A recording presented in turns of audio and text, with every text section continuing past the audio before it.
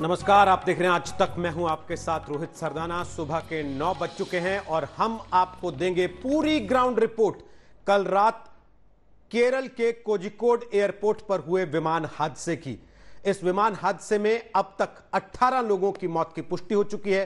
15 लोग गंभीर रूप से घायल हैं जो अस्पतालों में भर्ती हैं। इसके अलावा कई और घायलों को अस्पताल में भर्ती कराया गया है जिनकी हालत खतरे से बाहर बताई जा रही है। इस समय इस बात की पुष्टि हो चुकी है कि जो लोग इसमें मारे गए हैं उसमें दोनों पायलट भी थे। यह हादसा इतना भयानक था कि इस हादसे में विमान के 2 टुकड़े हो गए। कॉकपिट के हिस्से के नजदीक से यह विमान टूट गया। शुरुआती जानकारियों के मुताबिक यह विमान रनवे पर फिसल गया था। बारिश की वजह से रनवे पर पानी भरा था और वो एक हादसे की बड़ी वजह हो सकती है। हालांकि असली कारण इस हादसे के क्या रहे उसकी जांच होगी, उसकी तफ्तीश की जाएगी। लेकिन चश्मदीदों के मुताबिक, उन यात्रियों के मुताबिक जो इस विमान में सवार थे, कल रात इस विमान ने 2 बार लैंडिंग की कोशिश की और दूसरी बार जब विमान ये लैंड हुआ उस समय हादसे का शिकार हो गया। नागरिक उड्डयन मंत्री हरदीप पुरी केरल के कोझिकोड पहुंच रहे हैं। हमारे संवाददाता आज तक के पहुंच चुके हैं केरल के कोझिकोड। वहां से आपको ग्राउंड रिपोर्ट पूरी देंगे, बताएंगे विस्तार से कि आखिर कैसे यह हादसा हुआ, उसके बाद राहत और बचाव का काम कैसे हुआ और अभी जो लोग अस्पतालों में भर्ती हैं उनकी हालत कैसी है। कम से कम 10 मासूम छोटे बच्चे थे इस विमान में सवार जो कल हादसे का शिकार हुआ। 174 लोग थे 10 बच्चों के अलावा और साथ में 4 क्रू मेंबर्स। 190 के आसपास कुल इस विमान में यात्री सवार थे पायलट्स को मिलाकर जो कल हादसे का शिकार हुआ। सारी तस्वीरें हम आपको हादसे के दिखा रहे हैं। विस्तार से एक रिपोर्ट में आपको बताते हैं कि आखिर कल यह हादसा कब और कैसे हुआ।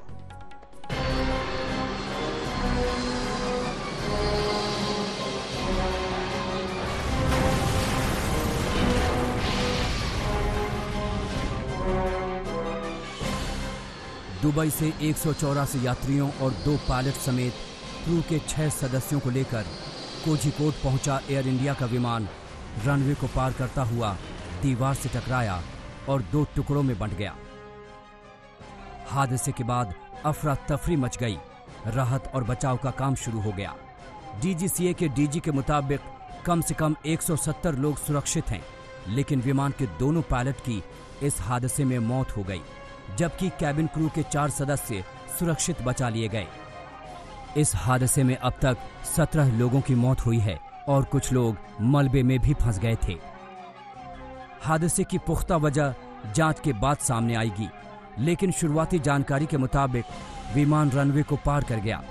दरअसल कोझिकोड का रनवे ज्यादा लंबा नहीं है। वहीं बताया जा रहा है कि विजिबिलिटी कम थी, वहीं भारी बारिश हो रही थी। रनवे पर भी पानी भरा था। ऐसे में दुबई से उड़ान भरने वाला एयर इंडिया का विमान शाम को करीब 7:41 पर कोझिकोड पहुंचा था। हादसा लैंडिंग के दौरान हुआ। हालांकि गनीमत रही कि इस दौरान विमान में आग नहीं लगी। हादसे के तुरंत बाद बचाव का काम शुरू कर दिया गया। सबसे पहले एयरपोर्ट पर तैनात सीआईएसएफ के जवानों ने रेस्क्यू का काम शुरू किया। कुछ देर बाद एनडीआरएफ की टीम भी मौके पर पहुंच गई। प्रधानमंत्री नरेंद्र मोदी ने हालात की जानकारी के लिए केरल के मुख्यमंत्री पी विजयन से बात की। आज तक के रिपोर्टर गोपी उन्नीथन सबसे पहले मौके पर पहुंचे और हालात को अपनी आंखों से देखा। हम अभी ये एयर एक्सीडेंट स्पॉट के सामने हूँ और अभी आपको ये फ्रेम में दिखाएंगे कि ये है वो प्लेन उसको जो एक्सीडेंट हुआ है। और अभी आपको इस फ्रेम में दिखाऊंगे कि ये प्लेन 2 पीसेस में टूट हुआ है। पहले पीस और ये फ्रंट पीस है, उसमें तो कॉकपिट और वो क्रू एरिया भी है और उसके पीछे वो एरिया से वहाँ पे पैसेंजर सीट है, वो एरिया सेपरेट हुआ है और इन दोनों एरिया के बीच में लगभग 15 मीटर्स का दूरी भी है। सो इसमें तो हमें लगता है कि ये जो टेबल टॉप रनवे है इसके ऊपर है, यहाँ पे 50 मीटर्स के ऊपर है वो रनवे। वहाँ से ये एयरक्राफ्ट वो रनवे शूट करके रनवे हट करके वॉली पर आया है और यहाँ ऐसे गिर पड़ा है वो एयरक्राफ्ट। घायलों को कोझिकोड और मलप्पुरम के अलग अलग अस्पतालों में भेजा गया। रात 11 बजे तक मलबे में फंसे सभी लोगों को बाहर निकाल लिया गया था। शालिनी लोबो के साथ गोपी उन्नीथन, कोझिकोड, आज तक।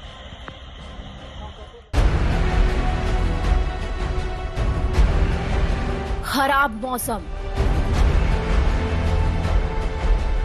तेज बारिश और खतरनाक रनवे। टेबल टॉप एयरपोर्ट पर खतरे से भरी लैंडिंग।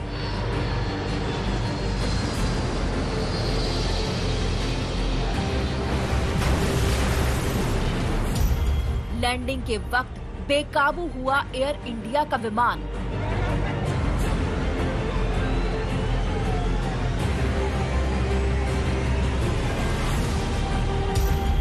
रनवे पर नहीं रुकी रफ्तार, खाई में जा गिरा प्लेन।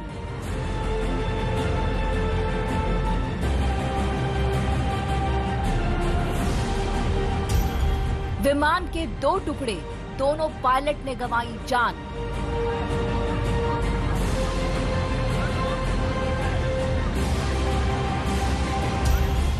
मौत का रनवे, एयरपोर्ट पर मातम।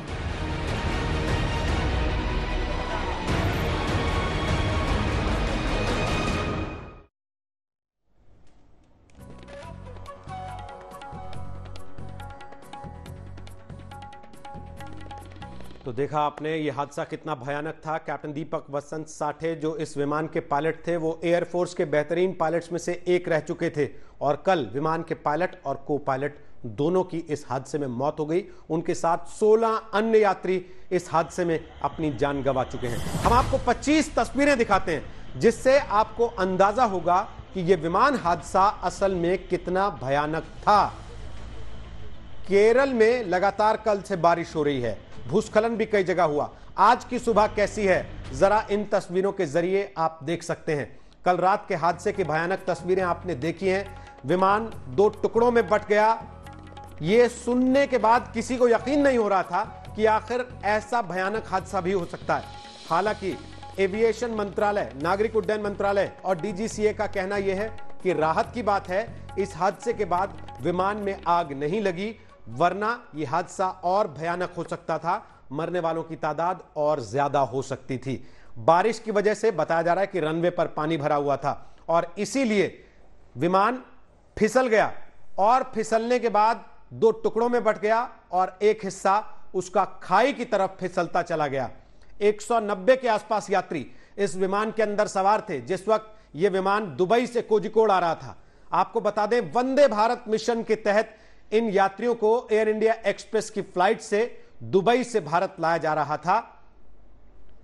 कोरोना काल में जब ज्यादातर देश लॉकडाउन से जूझ रहे थे, भारत ने भी फ्लाइट्स बंद की थी, लेकिन विदेशों में फंसे हुए भारतीय लोगों को वापस लाने के लिए मिशन वंदे भारत चलाया गया था, जिसके तहत यह एक विशेष विमान था जो दुबई से भारतीयों को लेकर केरल वापस लौट रहा था, कोझिकोड लौट रहा था। और उसी समय लैंडिंग के दौरान यह भयानक हादसा हुआ जिसमें 18 लोगों की मौत हो चुकी है और 15 लोग गंभीर रूप से घायल होने के बाद अस्पतालों में भर्ती हैं।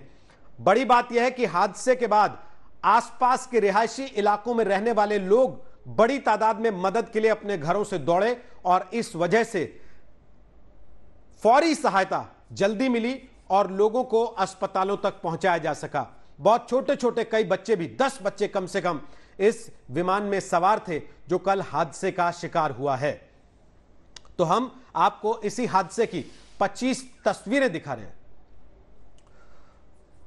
और आज की सुबह आज तक के संवाददाता गोपी उन्नीथन पहुंचे इसी कोझिकोड एयरपोर्ट पर, जहां से आज तक कल रात से लगातार आपको कवरेज दे रहा है, तस्वीरें दिखा रहा है।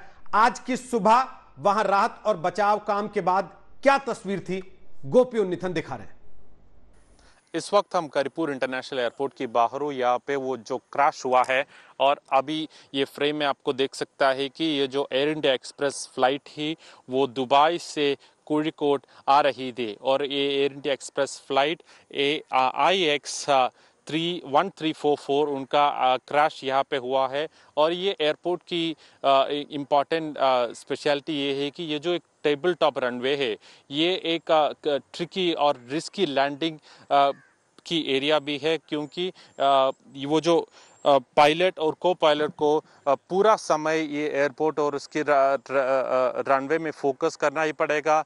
तो इसके बाद हम पहले ये जैसा एक्सीडेंट्स वो देखा था वो मैंगलोर एयरपोर्ट में थे, वो भी यहाँ से लगभग 4000 किलोमीटर सामने हो, और वहाँ पे एक सिमिलर एक्सीडेंट हुआ है पहले, और उसके बाद ये एक्सीडेंट है यहाँ पे। अभी हम इस फ्रेम से आपको देख सकते हैं कि ये जो प्लेन इसका फ्यूसलाज से अलग हो करके खड़ी हो, और उनके पहले एरिया है वो जो कॉकपिट एरिया, वो जो इस एयरपोर्ट की फेंसिंग वॉल में क्रैश हुआ है, और वो कॉकपिट एरिया पूरा डैमेज्ड है। वो जो एरिया है वहाँ पायलट्स पूरा कंट्रोल कर सकता है, वो पायलट्स बाइट कर सकता है, वो जो एरिया पूरा डैमेज्ड है, और उनका लंबा फ्यूसलाज एरिया वहाँ लगभग 10 या 15 रो सीट वहां पे ही डैमेज है। पर वो जो लोग वो मिडिल एरिया में थी, वो लंबा फ्यूसलाज एरिया में थी, उनको इतनी बड़ी कैजुअलिटीज और इंजरीज नहीं दी। और हमारे साथ होंगे एसएस पनेसर, एविएशन एक्सपर्ट हैं, वो आपको और जानकारी देंगे, विस्तार से बताएंगे कि आखिर इस हादसे के पीछे क्या वजहें हो सकती हैं। लेकिन हमने भी अपने संवाददाताओं की मदद से ग्राउंड जीरो से मिली जानकारी के आधार पर एक रिपोर्ट तैयार की है। यह एयरपोर्ट टेबल टॉप एयरपोर्ट कहा जाता है। आखिर क्या होता है टेबल टॉप एयरपोर्ट और किन परिस्थितियों में यह हादसा हुआ हो सकता है, देखिए आज तक की इस रिपोर्ट में।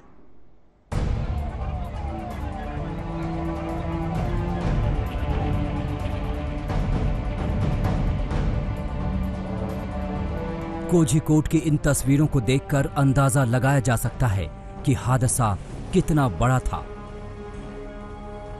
प्लेन 2 टुकड़ों में टूट गया और चारों तरफ चीथड़े नजर आने लगे। आखिर यह हादसा हुआ कैसे, इसे समझ लेते हैं। जब प्लेन लैंड हुआ वो यहाँ पर जाकर ओवरशूट किया। ये जो रनवे आप देख रहे हैं इसको ओवरशूट किया और यहाँ पर जाकर नीचे गिर गया। अब इस खाई में जो गिरा है, ये 30 फीट की 30 फीट की खाई से नीचे गिरा है और फिर इसके 2 टुकड़े हुए हैं। और इस एयर स्ट्रिप में, क्योंकि ये एयर क्रैश नहीं था, ये एक स्किड हो गया था एयर स्ट्रिप से। अगर ये नॉर्मल एयर स्ट्रिप होती तो कोई हादसा नहीं होता, ये प्लेन यहीं का यहीं खड़ा रह जाता और बहुत मामूली सी चोटें लगती। पर हुआ कि ये जैसे ही लैंड हुआ यहाँ तक आया, स्किड हुआ और आगे यहाँ से नीचे गिर गया इस खाई में जो 30 फुट नीचे था, और फिर ये टूट गया 2 हिस्सों में। जैसे आपने बताया कॉकपिट के हिस्से में टूटा, तो जो पायलट को पायलट हैं दोनों की जाने गई, और जो आगे बैठे हुए थे, जो पैसेंजर्स बिल्कुल आगे बैठे हुए थे, वहां पर फैटेलिटीज हुई हैं, वहां पर जाने गई हैं। प्लेन ने करीब दोपहर 3:30 बजे दुबई से उड़ान भरी। कोझिकोड का मौसम खराब था, शहर में जोरदार बारिश हो रही थी और रात का वक्त था। प्लेन जैसे ही रनवे पर लैंड करता है, बारिश की वजह से फिसल जाता है। दोनों पायलट प्लेन को कंट्रोल करने की कोशिश करते हैं, लेकिन प्लेन आगे जाकर खाई में गिर जाता है, जिससे प्लेन के आगे का हिस्सा टूट जाता है। बताया जा रहा है कि प्लेन की 2 बार लैंडिंग हुई। पहली लैंडिंग सफल न होने पर दोबारा कोशिश की गई, लेकिन इस बार लैंडिंग हादसे में तब्दील हो गई। दरअसल हादसे की एक बड़ी वजह कोझिकोड का रनवे भी है। रनवे नंबर 10 काफी छोटा है और आगे के हिस्से में खाई है, जिसकी वजह से यहाँ की लैंडिंग बेहद खतरनाक मानी जाती है। एक चीज मैं आपको बताऊं, जो ये एयर स्ट्रिप है, जो हवाई पट्टी है करीमपुर एयरपोर्ट कोझिकोड में, ये पूरे देश में वन ऑफ द मोस्ट खतरनाक कहते हैं, डेंजरस जो कहते हैं उनमें से है। क्योंकि इसमें अगर आसमान खुला साफ है, वेदर बिल्कुल ठीक है, तभी भी बहुत मुश्किल होता है इस पे लैंड करना। और यहाँ पर तो बातचीत थी कि बहुत ज्यादा खराब था वेदर। पूरे हादसे में शुक्र था कि प्लेन में आग नहीं लगी, वरना मरने वालों का आंकड़ा काफी बढ़ सकता था। कोझिकोड से गोपी कृष्णन उन्नीथन के साथ नागार्जुन, आज तक। तो इस विमान हादसे की सूचना मिलने के बाद एनडीआरएफ की टीम को मौके पर रवाना किया गया राहत और बचाव के काम के लिए। उसके बाद एयर इंडिया के बड़े अधिकारी भी देर रात तक एयरपोर्ट पर पहुंच चुके थे और आज सुबह सुबह केंद्रीय नागरिक उड्डयन मंत्री हरदीप पुरी भी घटनास्थल पर पहुंच रहे हैं। दिस इज़ मोस्ट अनफॉर्चुनेट और मैं जैसे कहता हूँ कि even one life lost is one life too many. और बाकी जो है 127 जो मेरे पास जानकारी है वो अस्पताल में है, बाकी लोग रिलीज़ कर दिए गए हैं। हम प्रार्थना यही करते हैं कि बाकी जो इंजर्ड है that they recover very quickly, और हमारी उसके लिए हम प्रार्थना करते हैं। हुआ ये वंदे भारत की उड़ान थी जो दुबई से आ रही थी। पैसेंजर मैनिफेस्ट के अनुसार 190 इसमें पैसेंजर्स थे और ये 7:41 पे फ्लाइट लैंड हुई है। क्योंकि वेदर कंडीशन जो है मानसून के कारण अनफेवरेबल थे, जो लगता है कि पायलट ने इस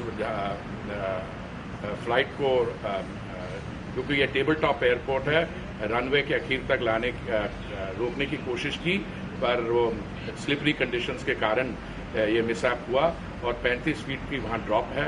इसलिए पर तुरंत जो रेस्क्यू लोग हैं, हमारे फायर ब्रिगेड, एम्बुलेंसेस बहुत ही जल्दी वहाँ पहुँच गए। लोगों का भी सहयोग रहा है और एक तरीके से, वैसे मैंने कहा, एक भी मृत्यु ऐसी दुर्घटना में हो जाए तो वो बहुत ही अनफॉर्चुनेट होती है, पर शुक्र है कि वो हवाई जहाज को आग नहीं लगी, because our task would have been much more difficult if the plane had caught fire. बाकी मैं अभी खुद जा रहा हूँ। ऐसी सिचुएशन में हमेशा ये ठीक समझा जाता है कि जो इन्वेस्टिगेशन के लोग होते हैं उनको पहले काम करने देना चाहिए। इसलिए हमारी जो 2 टीम्स हैं, एक 2 बजे सुबह, एक 5 बजे। तो आपको जैसा हमने बताया, हमारे साथ एविएशन एक्सपर्ट हैं एसएस पनेसर साहब, और मेरी सहयोगी पौलमी साहा इस वक्त हमारे साथ आ गई हैं लाइव इसी हादसे के बारे में और जानकारी देने के लिए। पौलमी, 2 चीजें, एक, रेस्क्यू ऑपरेशंस की क्या स्थिति है, क्या पूरी तरह से खत्म हो गया रेस्क्यू ऑपरेशन, और 2, जो लोग घायल हुए हैं उनकी हालत कैसी है? रोहित, जो आपने 2 सवाल पूछे हैं, रेस्क्यू ऑपरेशन पूरी तरह से कल रात को ही खत्म हो चुका था। वो सारे लोगों को निकाल चुके थे, जो डिब्री है एयरक्राफ्ट का वहां से, उस साइट से निकाल चुके थे और अस्पतालों में, पास के अस्पतालों में, कोईकोड और मलप्पुरम के अस्पतालों में ले गए थे। जैसा कि मंत्री खुद कह रहे थे इस सुबह, 127 लोग इस वक्त अस्पताल में है। कल शाम को जो हमें फिगर बताया गया था ग्राउंड से कि 170 लोग अस्पताल में थे, तो 127 अब रह गए अस्पतालों में। बाकी लोगों को रिलीज कर दिया गया है, जो कि माइनर इंजरीज जिन्होंने सफर की थी, क्योंकि ये एयरक्राफ्ट फ्यूसलेज के पास से टूटा था, 2 हिस्सों में टूटा था। इससे जो पीछे के लोग थे, जो पैसेंजर्स थे, उनको उतनी ग्रेवियस इंजरीज नहीं आई थी। सब ने इंजरीज सफर की थी। ये हमको ग्राउंड से बताया गया था कि हर एक को किसी न किसी तरह की इंजरीज है, सबको ट्रीटमेंट की जरूरत थी। पर अब हमें जो बताया जा रहा है, 127 लोग जो हैं इस वक्त अस्पताल में हैं, बाकियों को उन्होंने रिलीज कर दिया है। जो अनफॉर्चुनेट न्यूज है वो तो हम सभी जानते हैं कि दोनों पायलट्स जो हैं, कैप्टन दीपक वसंत साठे और कैप्टन अखिलेश कुमार, अनफॉर्चुनेटली वो बच नहीं पाए। बट जो 4 कैबिन क्रू मेंबर्स थे एयर इंडिया एक्सप्रेस IX 1344 के, वो सेफ हैं, वो बच गए हैं। तो अभी तो इन्वेस्टिगेशन होगा, और आपने जैसे कि कहा, हड्डीपुरी खुद पहुंच रहे हैं साइट पर, और वहां पे DGCA के ऑफिशियल्स हैं, AIB जो इन्वेस्टिगेट करेगी, एयर एक्सीडेंट इन्वेस्टिगेशन ब्यूरो, उनके ऑफिशियल्स हैं, एयरपोर्ट अथॉरिटी के ऑफिशियल्स हैं, CMD ऑफ एयर इंडिया पहुंच चुके हैं, chief executive officer of air India express पहुंच चुके हैं, फ्लाइट सेफ्टी के ऑफिसर पहुंच चुके हैं, chief of flight safety of air India express, chief of operations of air India express. सारे जो टॉप ऑफिशियल्स और सीनियर ऑफिशियल्स हैं ग्राउंड पर है इस वक्त, और वो इस मैटर को इन्वेस्टिगेट करेंगे कि, जबकि कहा जा रहा है कि 2 किलोमीटर की विजिबिलिटी थी, ऐसा क्या हुआ जिस वजह से एयरक्राफ्ट जो लैंड करते वक्त स्किड कर गई रनवे से। बिल्कुल पौलमी, वापस आते हैं आपके पास। सवाल यह भी होगा, कुछ अखबारों ने आज रिपोर्ट किया है कि DGCA ने इस एयरपोर्ट को लेकर सवाल उठाए थे, कुछ फॉल्ट्स पाए गए थे जिनको लेकर फ्लैग किया गया था, यानी कि जिन पर सवालिया निशान लगाया गया था। उसके लिए किसको जिम्मेदार माना जाएगा, और क्या उन्हीं में से कोई वजह रही इस हादसे की? एसएस पनेसर साहब, इसके पहले के ऐसे कोई हादसे आपको भारत में याद आते हैं जब इस तरीके से विमान लैंडिंग के वक्त हादसे का शिकार हुआ हो और इतनी नौबत आ गई हो कि 2 टुकड़ों में बंट गया?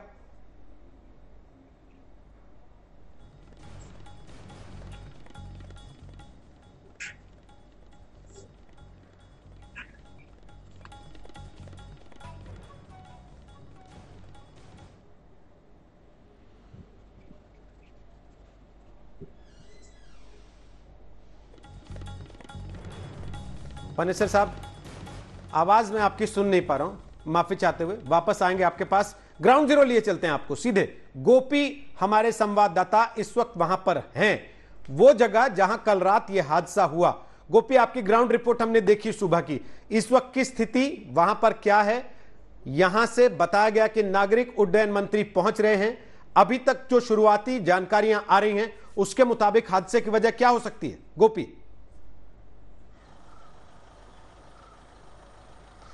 जी रोहित, हम अभी ये एयरपोर्ट के सामने हूँ जहाँ पे वहाँ पे वो क्रैश हुआ है और अभी हम ये फ्रेम में आपको देख सकता है कि ये जो एयरक्राफ्ट वो अभी भी यहाँ पे हो और ये एयरक्राफ्ट ने 50 या 60 मीटर्स ऊंची से नीचे गिर पड़ा है।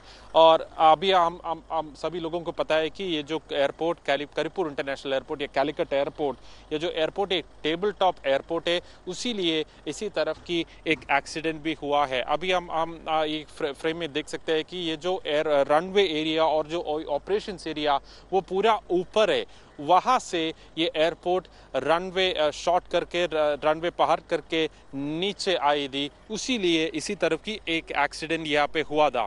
और अभी हम ये फ्रेम पे पूरा देख सकता है कि यहाँ पे उतनी सारी लोग नहीं थी वो जो कल रात थी, क्योंकि कल रात यहाँ पे पूरा लोग थी, वो जो लोकल आदमी थी, इसी एरिया में रहने वाले वो जो आदमी थी, और पुलिस थी, फायर फोर्स थी, एनडीआरएफ थी, ये पूरा टीम यहाँ पे इवैक्यूएशन और रेस्क्यू करने की मदद कर रही थी। और उसके बाद लगभग 2 घंटे में, एक्सीडेंट होने के बाद 2 घंटे में पूरा रेस्क्यू फिनिश कर दिया। पूरा आदमी, पैसेंजर्स को, क्रू को, वो जो पायलट्स को, इन पूरा लोगों को हॉस्पिटल्स तक शिफ्ट कर दिया कल रात तक।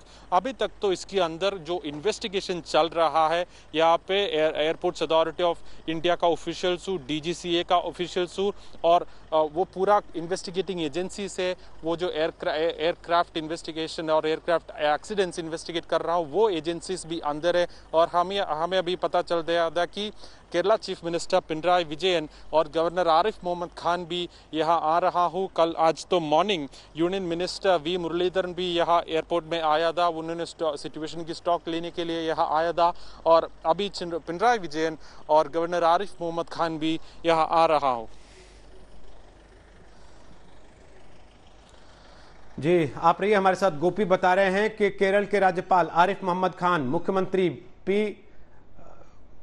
पिनराई विजयन, वो भी पहुंच रहे हैं और दोनों ही हालात का जायजा लेंगे। एयर इंडिया के अधिकारी पहुंचे हुए हैं, डीजीसीए के अधिकारी पहुंचे हुए हैं, नागरिक उड्डयन मंत्री दिल्ली से रवाना हो गए हैं, वो भी कोझिकोड पहुंच रहे हैं और वहां पर वो हालात देखेंगे। और जांच हो रही है इस समय कि आखिर इस हादसे की वजह क्या हो सकती है। गोपी, शुरुआती खबरें कुछ पता चल रही हैं कि क्यों हुआ होगा हादसा? क्योंकि बताया जा रहा था कि बारिश हो रही है, विजिबिलिटी कम थी, लेकिन यह भी कहा गया कि 2000 मीटर की विजिबिलिटी थी। 2000 मीटर की विजिबिलिटी तो बहुत होती है।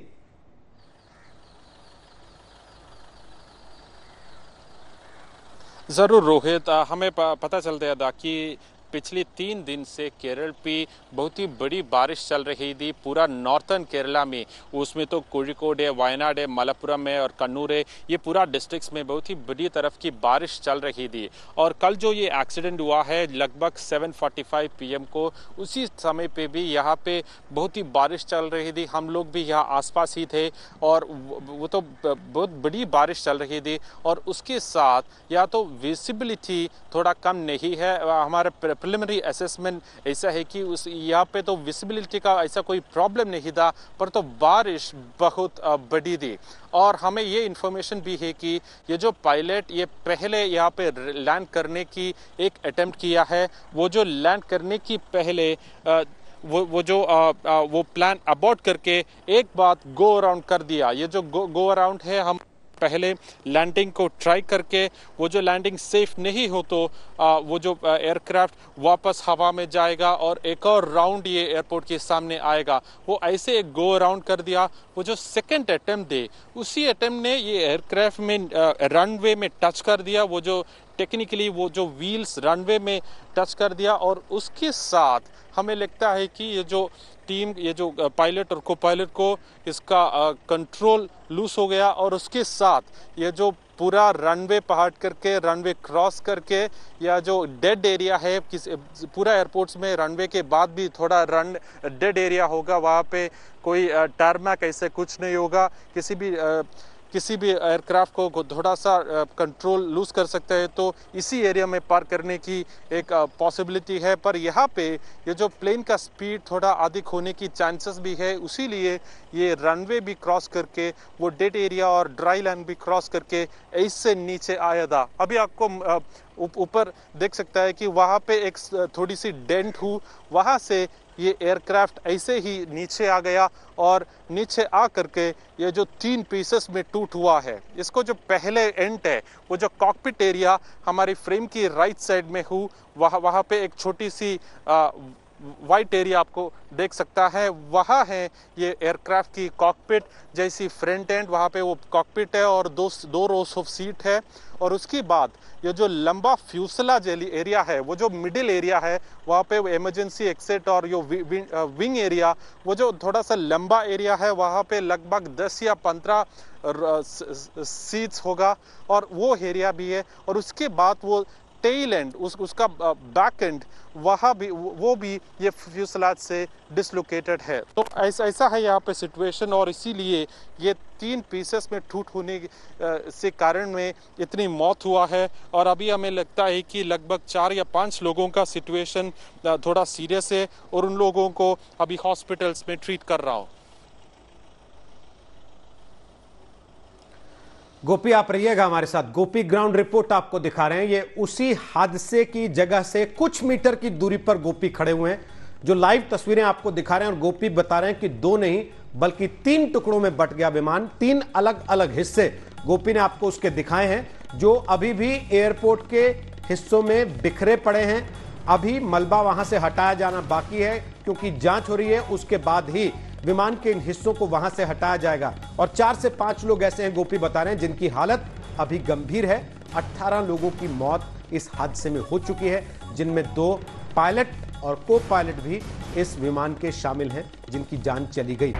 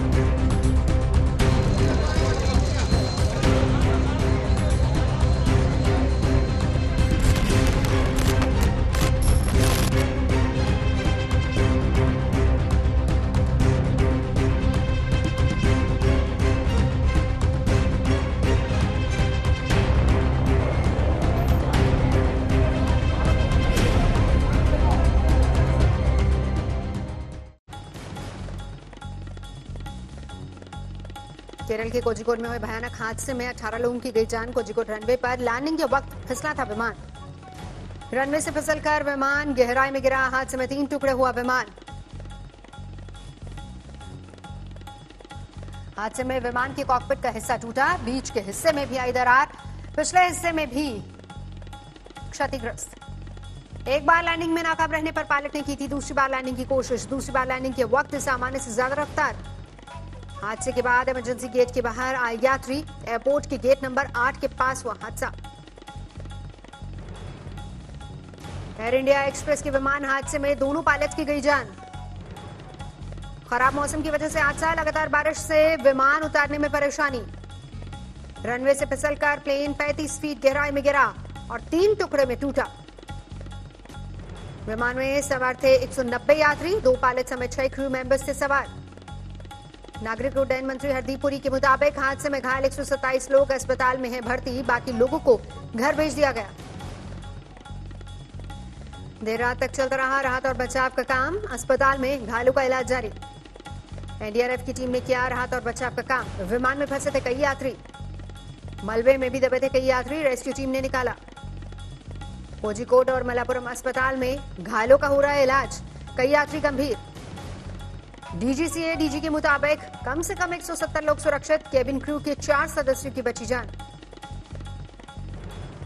4 साल के बच्चे और एक शख्स को कोई चोट नहीं आई। विमान में सवार थे 10 बच्चे।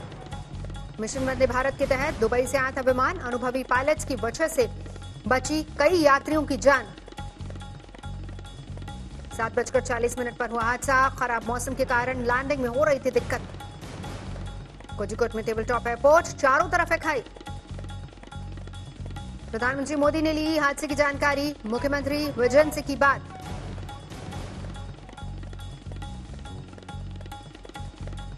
प्लेन में करीब 4:55 पर दुबई से भरी थी उड़ान। करीब 3.5 घंटे का सफर तय करने के बाद प्लेन कोझिकोड में उतरने वाला था। विमान के बाद सामने आई दहला देने वाली तस्वीरें। बदहाल दिखे यात्री। जांच के लिए एयरपोर्ट अथॉरिटी और AAIB की 2 टीमें कोझिकोड पहुंची। हादसे के कारणों की करेंगी जांच।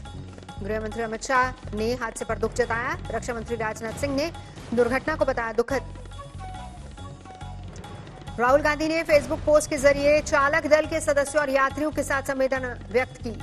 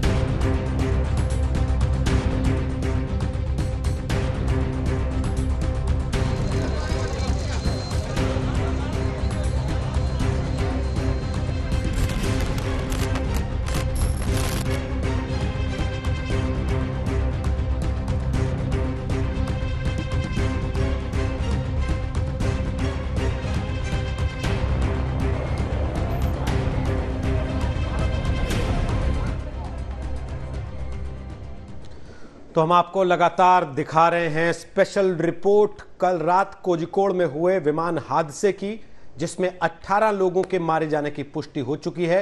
ये फ्लाइट दुबई से कोझिकोड आ रही थी। ये वंदे भारत मिशन के तहत यात्रियों को दुबई से लेकर भारत आ रहा विमान था।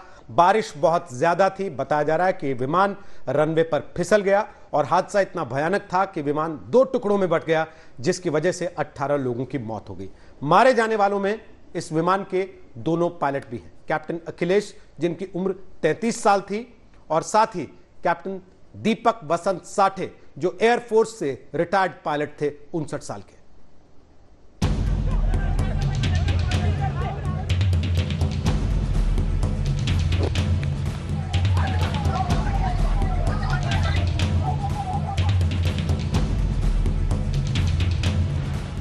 कोझिकोड हादसे ने देश के 2 बहादुर पायलट की जान ले ली। हादसे में कैप्टन दीपक वसंत साठे और कैप्टन अखिलेश कुमार की मौत हो गई। दीपक साठे की गिनती देश के बेहतरीन पायलट में की जाती थी। बताया जा रहा है कि एयरफोर्स के बैकग्राउंड और अपने कुशल एविएशन एक्सपीरियंस के बल पर दीपक ने कोझिकोड में विमान को बचाने की बहुत कोशिश की, लेकिन इन तमाम कोशिशों के बावजूद दीपक का विमान हादसे का शिकार हो गया।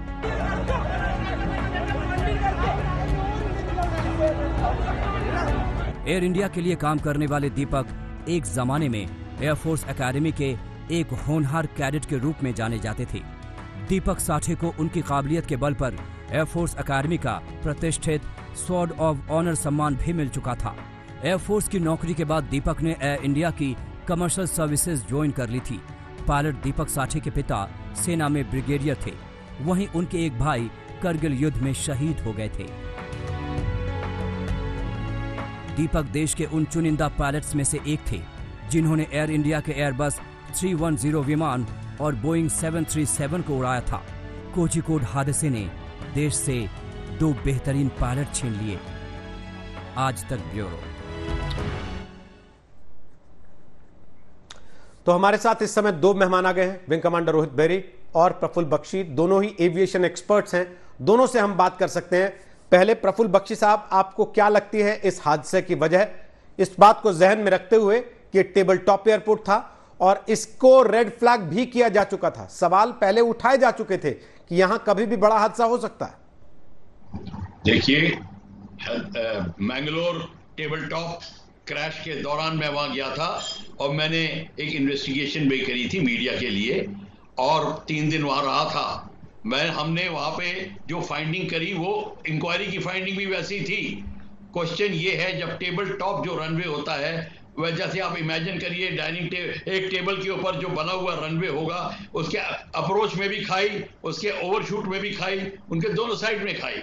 मतलब जो है, अगर एयरक्राफ्ट ओवरशूट होता है और अगर आफ्टर द रनवे जो अरेस्टर ग्राउंड जो बनाया जाता है वो पूरा ना हो तो एयरक्राफ्ट जो है गड्ढे में गिर जाता है।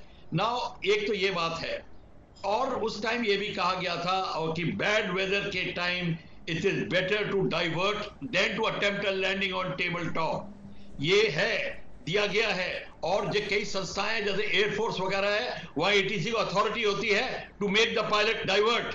बट क्वेश्चन ये है, क्या सिविल में भी ये अथॉरिटी है कि नहीं है? जब ये पायलट ने एक अटेम्प्ट किया था रनवे के ऊपर 01 के ऊपर, उसको बैड वेदर और रेन के कारण उसने अपना रनवे चेंज किया। डाउनविंड, टेल विंड के सहारे अब वो आ रहा है लैंड करने। टेल विंड का मतलब है when you are approaching, tail is coming from behind you, obviously aircraft will float more. अभी हमको उसको ये नहीं निकालना कि गलती किसकी थी। ये तो ब्लैक बॉक्स की और इंक्वायरी के बाद पता चलेगी पूरी। अपेरेंटली ये लग रहा है कि एयरक्राफ्ट ने टचडाउन किया रनवे के थोड़ा आगे, मतलब कि काफी रनवे खा गया था और एयरक्राफ्ट रुक नहीं पाया और इसीलिए वो ब्रेकिंग पूरी नहीं पड़ी या ब्रेक फेल हो गई, अभी ये पता नहीं चला और वो खाई में जाके गिर गया। पायलट ने भरसक प्रयत्न किया, कोई प्रॉब्लम नहीं है, उसने अपना पूरा स्किल लगाया होगा, गुड इंटेंशंस उसकी थी। पर क्वेश्चन ये है, सिचुएशन ऐसी क्यों आई? ये प्रॉब्लम है। हम हर वक्त जब इंक्वायरी शुरू होती है उसको पढ़ के भूल जाते हैं और अगला हादसा होता है तो फिर रोते हैं। क्वेश्चन ये है, क्या पिछली इंक्वायरी की फाइंडिंग को चेक कर सकते हैं? 10 साल पहले ये कहा गया था कि ये रनवे डेंजरस है, ये वार्निंग है ऑलरेडी। अब तो मैं एयरलाइन पायलट नहीं हूं, पर जिनको पता है उन्होंने ये बताया कि इसकी वार्निंग है। और क्यों एयरलाइंस नहीं इस बात को देती? बिल्कुल बख्शी साहब, आप जो बात कह रहे हैं, मेरे को ये भी पता है, सुन लीजिए, मेरे को ये भी पता है एयरलाइन पायलट को डाइवर्ट करने में they are not happy, they are not even happy when pilot goes around. वो पूछते हैं तुमने why did you go around, ऐसी बातें पूछते हैं। पायलट जब गो अराउंड करता है वो फ्लाइट सेफ्टी को देख के गो अराउंड करता है। ये जब पूछा जाता है उसको प्रेशर में डाला जाता है। आप जाके अलग से एयरलाइन पायलट से बात करिए, टीवी पे नहीं, आपको सच्चाई पता चलेगी क्या है। ये सारी की सारी चीजें इंक्वायरी में बाद में आएंगी, पर अभी हमें पूरी इंक्वायरी स्टार्ट करनी पड़ेगी ब्लैक बॉक्स और कॉकपिट वॉइस रिकॉर्डर। तब तक हम ये नहीं कहेंगे कि पायलट की गलती थी या किसकी गलती थी। ठीक सर, वापस आता हूं आपके पास बख्शी साहब। जो बात आप कह रहे हैं कि 10 साल पहले ही इस एयरपोर्ट को फ्लैग कर दिया गया था, there is no runway and safety area, ये बात रिपोर्ट में साफ साफ कही गई थी। और हाल फिलहाल में भी डीजीसीए ने इस एयरपोर्ट को लेकर सवाल उठाए थे कि वहां रनवे पर कुछ ऐसी परिस्थितियां हैं जहां पानी भर सकता है या जहां रबर जमा हो गई है जो कि हादसे का एक कारण बन सकती है। इस पर और बात करेंगे, हमारे साथ रोहित बेरी साहब हैं उनसे, लेकिन उसके पहले जरा एक रिपोर्ट आपको देखनी चाहिए। भारत में और ऐसे कौन कौन से एयरपोर्ट हैं, कितने एयरपोर्ट हैं जो कि इस तरीके से खतरनाक एयरपोर्ट की श्रेणी में रखे जा सकते हैं।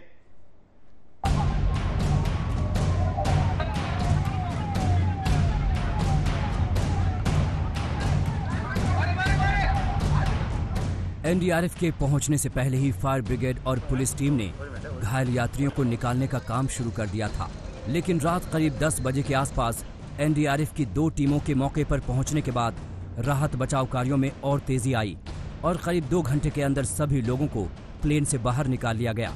कुछ यात्री प्लेन के मलबे में दबे थे। एनडीआरएफ ने प्लेन के एक हिस्से को काटकर इन्हें बाहर निकाला। एम्बुलेंस पहले ही रनवे पर तैनात थी। घायलों को फौरन अस्पतालों में पहुंचाया गया।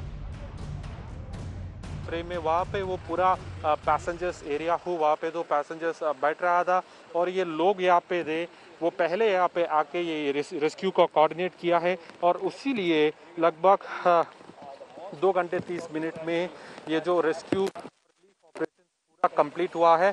अभी इसके अंदर कोई आदमी नहीं है, कोई पैसेंजर्स नहीं है, कोई क्रू नहीं है। ये पूरी लोगों को यहाँ से इवैक्यूएट करके यहाँ पे कोई हॉस्पिटल से ले गया है और जो आदमी है उनको थोड़ा छोटी सी डैमेज हो, छोटी सी इंजरीज हो, उन लोगों को आसपास एडमिट किया है। कोझिकोड के अलग अलग अस्पतालों में 92 घायल यात्री भर्ती किए गए हैं, जबकि मलप्पुरम के अस्पताल में 20 घायलों को भर्ती किया गया है। घायलों की जानकारी के लिए हेल्पलाइन नंबर भी जारी किए गए हैं। एयरपोर्ट कंट्रोल रूम का नंबर है 0483 2719 493। मलप्पुरम कलेक्ट्रेट का नंबर है 0483 273 6320 और कोझिकोड कलेक्ट्रेट का नंबर है 0495 2376 901। ऑपरेशन के लिहाज से कोझिकोड का एयरपोर्ट खतरनाक माना जाता है। ये एक टेबल टॉप रनवे है। इसका मतलब ये है कि रनवे थोड़ी ऊंचाई पर है और दोनों तरफ की जमीन गहरी है। रनवे जरूरत के लिहाज से छोटा भी है और खत्म होते ही करीब 30 फुट गहरी घाटी भी है। इसके अलावा रनवे के दोनों ओर की पट्टियां भी संकरी हैं, जिसके चलते रेस्क्यू ऑपरेशन चलाने की स्थिति में मुश्किल आती है।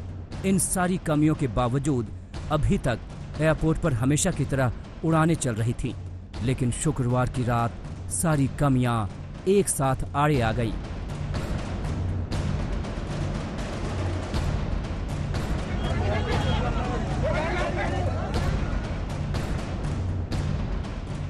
ऐसा प्रतीत होता है कि जो इम्पैक्ट हुआ है, बिकॉज जो लैंडिंग हुई है, लैंडिंग का जो टेबल टॉप रनवे है, रनवे के बाद जो एक तरह से गड्ढानुमा इलाका है, वो रनवे से हाइट में काफ़ी डिफरेंट है।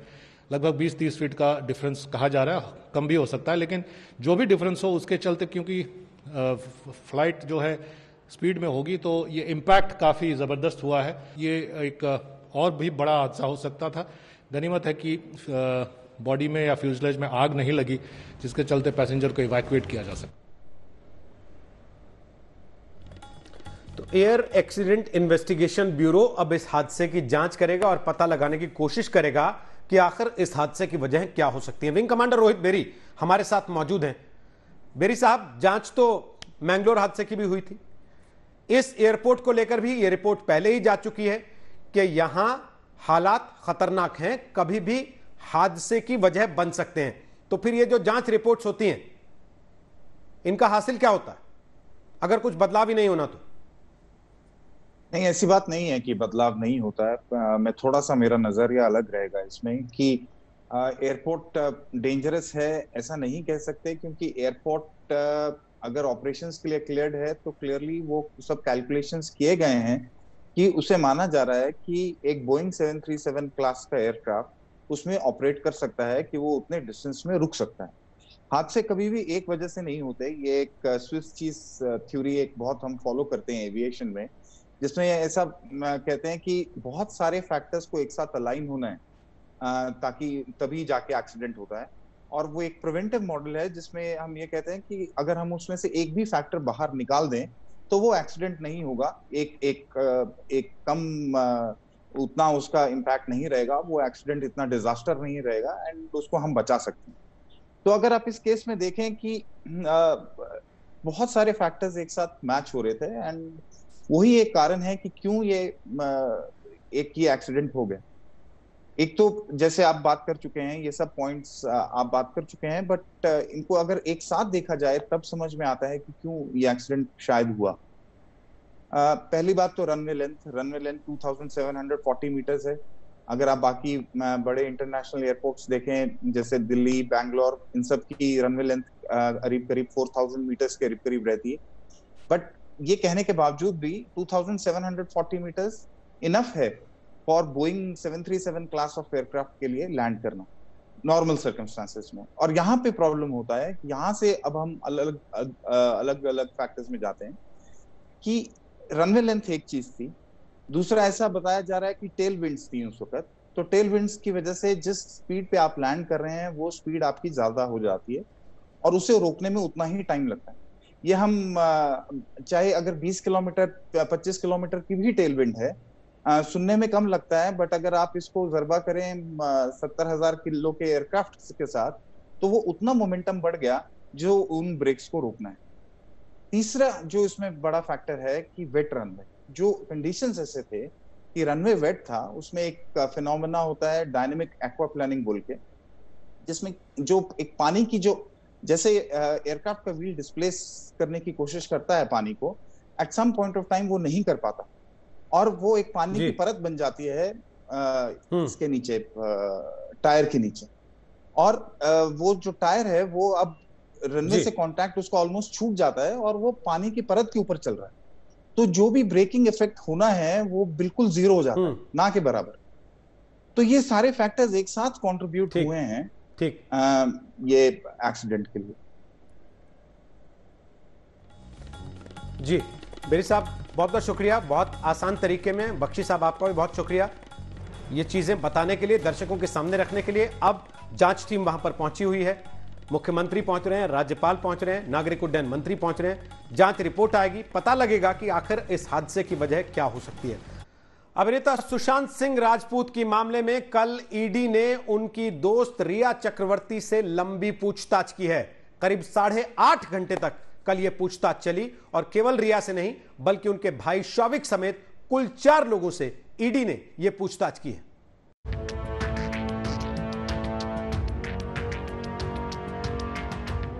अभिनेता सुशांत सिंह राजपूत की मौत के मामले में उनकी गर्लफ्रेंड रिया चक्रवर्ती के लिए आज सवालों का पिटारा खुल गया।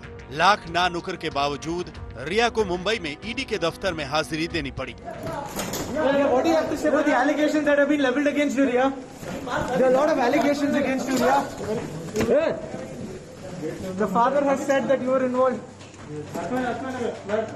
सुशांत के बैंक अकाउंट से 15 करोड़ रुपए दूसरे खातों में ट्रांसफर होने के मामले में ईडी ने मनी लॉन्ड्रिंग का केस दर्ज किया है। ईडी ने पूछताछ का जो दौर शुरू किया है उसमें रिया समेत 4 लोग शामिल हैं। खुद रिया चक्रवर्ती, उनका सीए रितेश शाह, भाई शौविक और रिया की मैनेजर श्रुति मोदी। रिया के पिता इंद्रजीत चक्रवर्ती से ईडी ने अभी पूछताछ नहीं की है। हालांकि रिया जब ईडी दफ्तर पहुंची तो वो साथ थे। सूत्रों के मुताबिक रिया और बाकी लोगों से अभी ईडी की टीमों ने अलग अलग पूछताछ की है। ईडी अपनी पूछताछ में जिन सवालों के जवाब तलाश रही है, सूत्रों के मुताबिक उनमें ये सवाल शामिल है कि क्या रिया ने सुशांत सिंह राजपूत के अकाउंट से 15 करोड़ रुपए निकाले?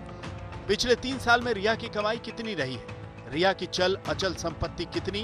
बैंक लेन देन का ब्यौरा क्या है? ईडी ने उन फर्म्स का ब्यौरा भी मांगा है जिसमें वो किसी पद पर है। ईडी ने रिया से उन 3 फर्म्स के बारे में सवाल पूछे हैं जिनमें वो खुद, उनका भाई शौविक और अभिनेता सुशांत हिस्सेदार थे। ईडी सूत्रों की माने तो रिया से उनकी 2 प्रॉपर्टीज जो कि खार मुंबई और नवी मुंबई में स्थित है उसके बारे में पूछताछ की जा रही है। उनके इमूवेबल प्रॉपर्टीज, मूवेबल प्रॉपर्टीज के बारे में पूछताछ की जा रही है। उनके बैंक अकाउंट्स के बारे में, उनके इनकम सोर्स के बारे में पूछताछ की जा रही है।